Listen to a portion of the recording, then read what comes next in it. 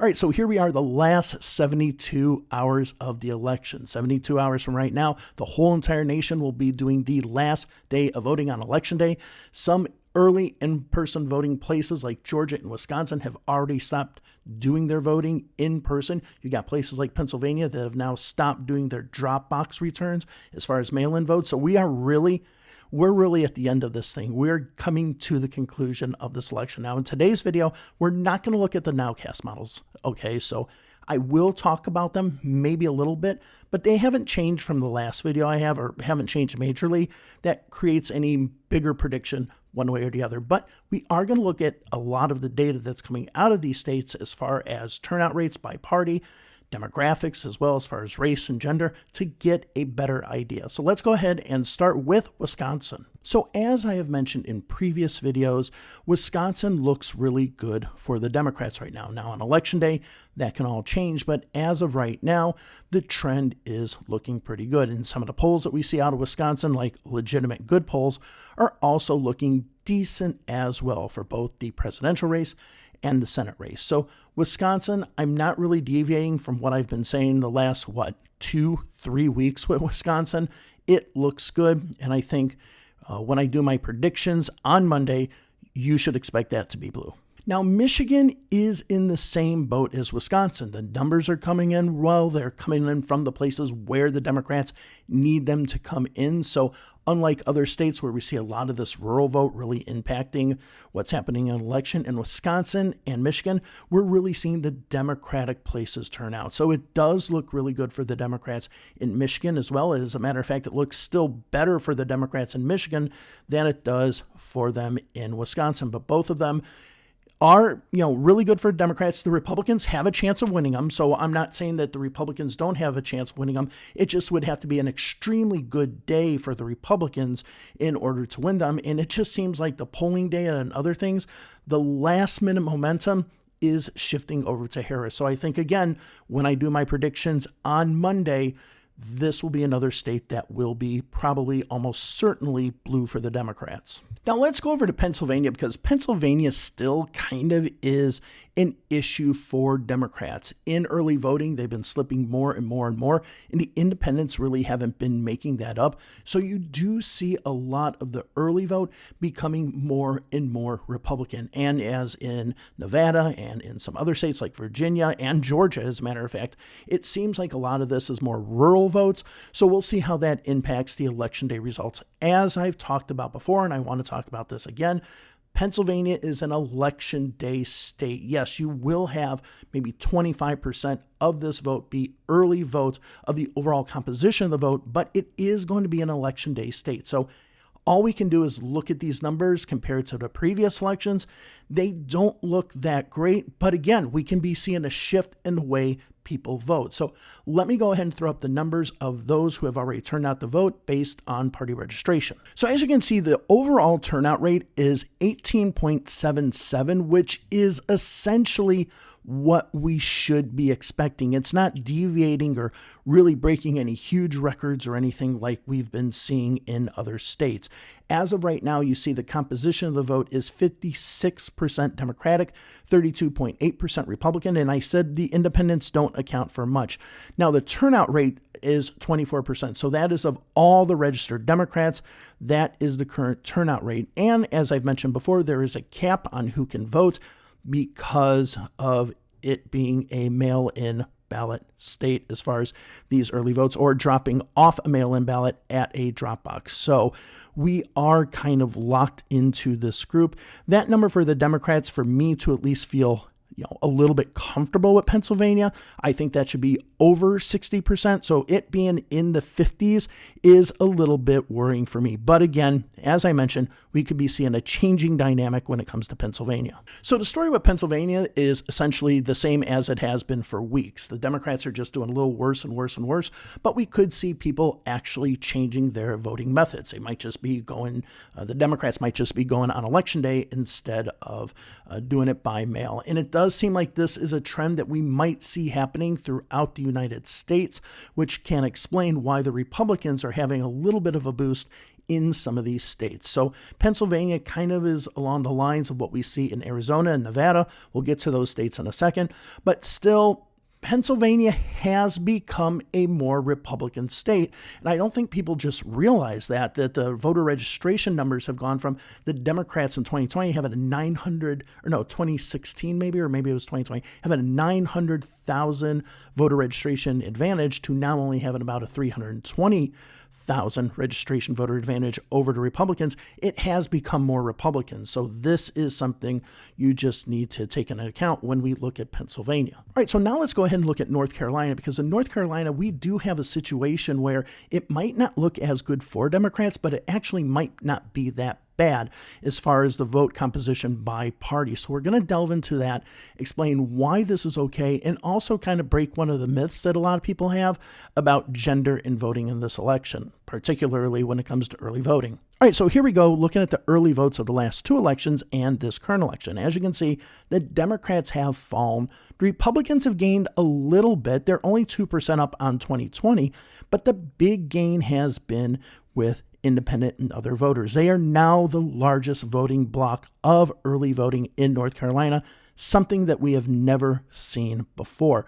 So looking at these numbers, it might look like the Democrats are doing pretty bad compared to previous elections. However, a lot of those independent numbers are coming from places like Wake County and other counties that are very Democratic, and chances are that a lot of these independent voters that are now making up a plurality of the votes in North Carolina is actually going to trend Democratic, and possibly in some places very heavily so. Now, if we go ahead and look at the early voting by race right now in North Carolina, we can see that 69% of the voters are white. Now, if we go ahead and look at the exit polls from 2020, this is about 2% higher. When we look at black voters, they're only at 17%. But again, they were a little bit higher in the exit polls at 23%. But interestingly enough, if we compare to previous elections as far as early vote composition, they were about at 19%. So they're not that far off, which indicates that a lot of black voters might actually turn up on election day, making election day much, much closer in North Carolina. Hispanic voters aren't as big of a voting group, but this is something that we see in North Carolina, and we can see it in Georgia as well. We'll get to that in a second, which are voters who identify either as Asian American, Indian American, or so on, at 10.6%. So you can see that all those voters who identify as something else is very, very significant and is becoming a rising number, not just in North Carolina, but in Georgia as well. Now, where you can really see this happen is when we break this down into independents. Of course, white voters are number one amongst independents, but not too much higher than what the statewide total is. So you see them at around 73%. But if you go down to the others number, they are 15% of the independent vote. And if that is going to break heavily toward Kamala Harris, which again, like I said, a lot of these independents are in much more liberal counties, this could have an absolute impact. And as you can see with white voters, you can see that 72%, that's obviously going to be way more Democratic as well. And we're looking at that being more than 1/3 of the overall white votes. So these numbers, while we look at the voter registration in general, these independents could be just switching over to the Democrats or giving the Democrats a decent cushion. So why is this independent number so big, especially in North Carolina? I mean, it's big in North Carolina because it's the largest voting bloc right now, but North Carolina is a semi-closed primary state. So what does that mean? That means that the parties say that, Democrats can only vote in Democratic primaries, Republicans can only vote in Republican primaries, and if you are registered with a small party, you can only vote in their primaries, like the Green Party. But if you're an unaffiliated voter, you can vote in any primary as long as the parties allow you to do that. And the Republican and Democratic parties allow you to do that. So there is no punishment for registering as an unaffiliated voter. And in North Carolina, if you don't register with a party, they just make you unaffiliated. So I think that's what you're seeing here, especially when we see those independent numbers coming from stronger Democratic counties. It just seems like possibly people who are registered as independents or unaffiliated voters are more likely to be Democratic voters just by their geographical composition as of right now. So to me, this is a good sign for Democrats. And if we look at all of the numbers in general, we really don't see much of a difference from 2020, except for that voter partisan turnout rate. That's the only thing. And if we see this shift, yes, it actually could help the Democrats. Now, we still have 2 more days of early in-person voting in North Carolina. That can shift the numbers towards the Democrats or more toward the independents as well and have a real big impact. So we'll go ahead and look at those on Sunday and see where we are. But if I'm saying that, hey, this looks a lot like 2020, that's a good place for Democrats to be right now because they barely lost the states. So the last thing I want to talk about with North Carolina is the gender breakdown, because one of the big things that a lot of people have been talking about is this big gender separation between men and women when it comes to the vote. And North Carolina is a state where we do have data on that we can really look at it. So is 2024 performing better than 2020 when it comes to early voting in North Carolina as far as gender? No, as a matter of fact, it's performing exactly the same. So let me go ahead and show you the graphic up here. And you can see the numbers in 2020 as far as the gender breakdown for that vote, an early vote, is almost identical. And you really can call that identical to what we have now.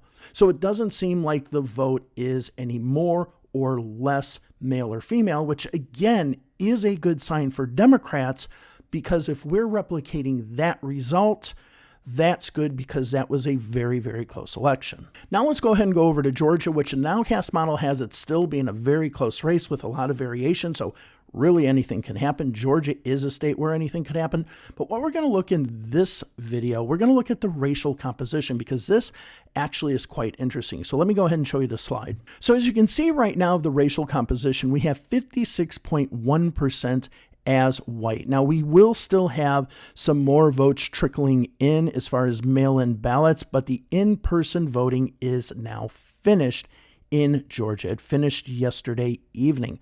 The black vote is at 25.4%. The Hispanic vote is at 2.9%. And others, again, Asians, American Indian, and others at 15.6%, which is huge. So a few things with these numbers when we look at Georgia. The first is that white number. Now, if we look at the exit poll in 2022, white voters were 62% of the electorate. If we look at the exit polls in 2020, white voters were 61% of the electorate. There's a possibility that they will, going into Election Day, only be 55%. And when we look at the distribution of where a lot of these votes have come from, the rural counties, the white voters might be kind of reaching a ceiling where other voters haven't really gotten to that ceiling yet. So they could even be possibly a little less of the composition, but they might not be as strong as they have been in other elections. And if we're looking at having a large turnout already in early voting, and let's say we still hit the 66.2% and don't break a record, that is not going to be enough white vote for the Republicans to win. Because remember, we're talking about a state that the white vote usually goes 69% for the Republicans. So that is something to keep in mind. That number being that low right now is a good sign. But as you notice, the black number is down as well. It's at 25.4%, but that number should be, or at least it was in the exit polls, at 28%. Now, they have a lot more votes that can come in from DeKalb, Clayton, and other counties when we look at Election Day. So there is a lot more there than the white voters have. So there is some movement where the white voters are just kind of hitting that ceiling. But the number of voters that are performing really well in in-person voting right now are others. So that would be, Indian Americans, Asian Americans, American Indians, and so on, right? They're performing really well. Now, I did write an article in my Substack, which I'll go ahead and link down below, about how Indian American voters can actually impact the election, especially with Kamala Harris on the ballot. And it does seem like we are getting to that point where they are having a large influence. Now, one of the big things yesterday is Gwinnett County, where many Indian Americans live, actually performed quite well and is now at the same level of turnout as the state. So Gwinnett County finally pulled through, which, they were 4%, even near 5% behind in the early days, which was the reason why it was looking a lot worse for the Democrats. But a lot of things have turned around over these last few days, and the Democrats are, I'm not going to say in the driver's seat, but looking at the numbers right now, I would rather be the Democrats than be the Republicans. We are going to have a close race in Georgia, but the Democrats are performing well, and I think they're in a good position to possibly capture Georgia, something I wasn't thinking would happen a week and a half ago. All right, so let's go ahead and go to Arizona. It's a tiny bit worrying for the Democrats because the turnout rate for Republicans has now gone up over what the Democrats had, and they were pretty much even, or the Democrats were ahead a little bit at first. But you are seeing the independent voters become more and more of the composition of the vote in Arizona, and those usually break more toward the Democrats, and in some cases heavily so. Like in Maricopa County, as I've mentioned before, the Republicans have a registration advantage. The independents are second, and the Democrats are third, but the Democrats are starting to win the county by a little bit more each in every election, which means those independents are going over to the Democratic side. So as that number starts building, the Democrats can start being more confident. Let's go ahead and look at the Arizona registration or turnout numbers by party right now. So as you can see, the state is exactly at 50% turnout right now. Overall, it should be in the high 70s, around 76, 77, 78%. But as you can see, the composition of the vote is Republican mostly at essentially 41%, where the Democrats are only at 33%, but that independent number is coming up. If we look at the turnout rates, we see the Democrats and Republicans, while the Democrats are behind, they're not really far off, but that independent turnout rate is starting to go up more and more. This is the number that we're going to be looking at in Arizona because it is that independent vote that is really going to be determining what happens. Just like what we're going to talk about in Nevada in a second here, and just like what we were talking about in North Carolina. It's really only Pennsylvania where the independents aren't going to have that much of a say. All right, so let's finally get to Nevada, okay? So John Ralston has been talking about how Nevada doesn't look as good. Let's go ahead and look at the numbers because I kind of agree with him, but I do have a little bit of an issue with how he's doing his quote-unquote modeling. So let's go ahead and get into the numbers. So if we do look at Nevada, we do see the Republicans with a bit of a turnout advantage, but we are now starting to see independents, like in Arizona, like in North Carolina, honestly, just becoming more and more part of the electorate. So you can see the Republican turnout rate is at 58%. The Democrats are still sitting at home, but they're still at 51%. That's good. There's a lot of Democratic votes to come out, and the independent turnout rate is jumping more and more. As I mentioned before in a previous video, expect this to be a huge election day vote that can swing Democratic. So when it comes to Nevada, yes, the current numbers don't look the best right now, but it could shift, and it could shift drastically on election day. Let's see what happens over the next few days. Right now, if the Democrats win North Carolina and Georgia, they don't even need Nevada. Nevada seems to be a problem right now, but it's also for the Democrats suffering from this rural Republican vote that we've been seeing in a lot of states. But I just want to mention one thing about John Ralston's model is that he's treating the independent vote kind of is monolithic, whereas independents in Clark County are going to react very differently than those in Mineral County or maybe even in Washoe County, right? So I think his model is just when he says it can be a shift this way or a shift this way, maybe you can do them all together, but I think it would be better and more accurate if you look at Clark County and see what composition or what percentage of the independent vote is from Clark County to then determine how that's going to split up and look. So that is the only issue I have with his model, but he's a little worried. I'm a little bit worried, but if everything else works out, then we're going to be fine. All right. Well, that's the video for today. I got to hit the road, get back to Illinois on election day. I will be starting coverage at 8 a.m. and going all the way through tonight. I won't be streaming that whole time, but we're going to do that. All right. Thank you all very much. Have a wonderful day wherever it is you are. I'll talk to you in the next video. Bye-bye.